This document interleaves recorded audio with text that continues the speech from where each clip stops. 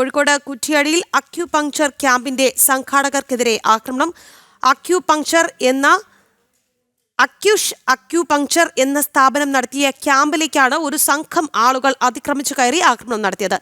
സംഭവത്തിൽ പേരാമ്പ്ര സ്വദേശിയായ ഫെമിനയ്ക്ക് പരിക്കേറ്റിട്ടുണ്ട്. നേരത്തെ കുറ്റ്യാടിയിൽ ഒരു യുവതി അക്യുപങ്ചർ ചികിത്സയിലെ പിഴവിനെ തുടർന്ന് മരിച്ചതായി ആരോപണം ഉയർന്നിരുന്നു. ഈ യുവതിയുടെ ബന്ധുക്കളാണ് ആക്രമണം നടത്തിയത് എന്നാണ് സൂചനകൾ ലഭിക്കുന്നത്. രമ്യാദാസ് വിവരങ്ങൾ നൽകും. രമ്യ, നേരത്തെ ഒരു യുവതി ഈ ചികിത്സയിലുണ്ടായ പിഴവിനെ തുടർന്ന് മരിച്ചിരുന്നു എന്ന ആരോപണം ഉയർന്നിട്ടുണ്ട്. ആ യുവതിയുടെ ബന്ധുക്കളാണ് എന്ന് പറയപ്പെടുന്നു. എന്താണ് വാസ്തവം?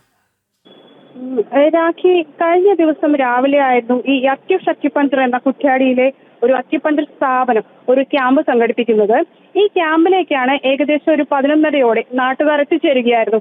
പിന്നീടാണ് വലിയ തോതിലുള്ള ഒരു പ്രതിഷേധവും സംഘർഷവും അവിടെ ഉണ്ടാകുന്നത്. ഈ നേരത്തെ തന്നെ ഈ അക്യുപങ്ചർ ചികിത്സയെ തുടർന്ന് കുറ്റ്യാടിയിലുള്ള ഒരു യുവതി മരിച്ചിരുന്നു. ഈ യുവതി മരിച്ചത് ഈ അക്യുപങ്ചർ ചികിത്സയിലെ പിഴവ് മൂലമാണെന്ന് വലിയ രീതിയിലുള്ള ഒരു ആരോപണവും നിലനിന്നിരുന്നു.